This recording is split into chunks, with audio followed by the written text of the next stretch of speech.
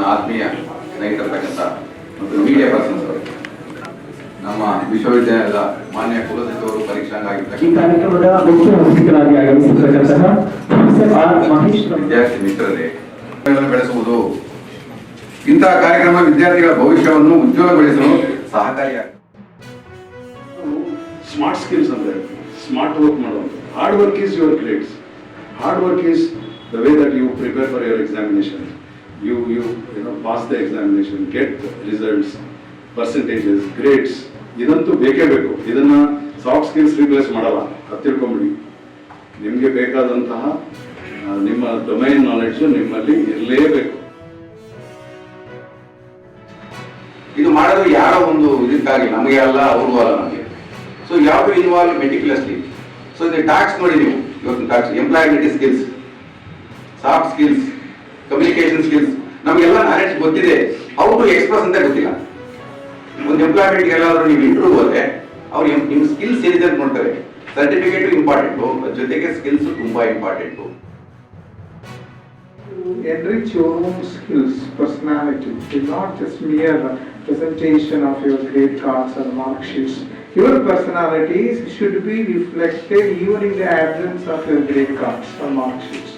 That should be the intensity behind this kind of programmation. So come out of the mindset of your examination practices.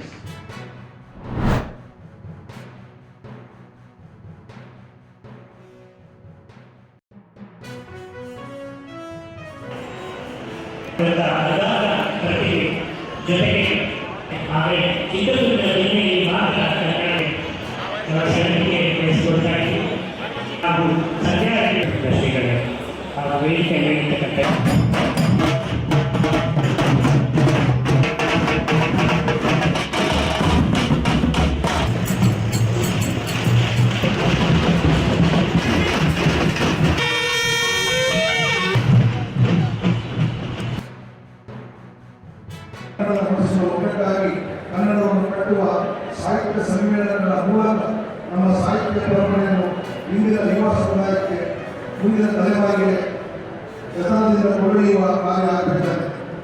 Chitradurga ಜಿಲ್ಲೆಯಲ್ಲಿ PS ವೆಂಕಟಯ್ಯನವರು, ಆದಿಯಾಗಿ ಕಲಾಸು ಹಾಗೂ ಚಾಮರಾಜವರು, ಬೆಳಗೆರೆ ಚಂದ್ರಶೇಖರ ಶಾಸ್ತ್ರಿ, ಬೆಳಗೆರೆ ಜಾನಕಮ್ಮ, ಬೆಳಗೆರೆ ಕೃಷ್ಣಶಾಸ್ತ್ರಿಗಳು ಮುಂತಾದ ಸಾಹಿತ್ಯದ ಕಲಾಕಾರರ ಮೂಲಕ ಜಿಲ್ಲೆಯ ಸಾಂಸ್ಕೃತಿಕ ಸಾಹಿತ್ಯದ ಪರಂಪರೆಯನ್ನು ಶ್ರೀಮಂತವಾಗಿದೆ. ವೇಣು ಮತ್ತು ಲೋಕೇಶ್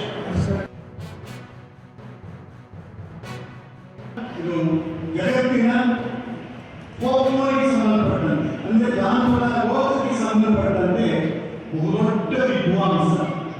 ಅವರ ಫೋಕ್ಲೋರ್ ಸ್ಟೋರಿ ಏನಿದೆ ಅದನ್ನ ಜನರಿಗೆ ವ್ಯವಹರಿಸಿಕೊಟ್ಟಿದ್ದಾರೆ.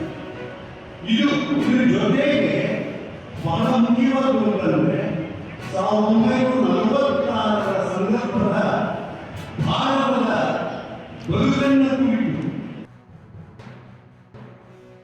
ವ್ಯಕ್ತಿತ್ವಕ್ಕಿಂತ ನಮ್ಮ ಸಲ.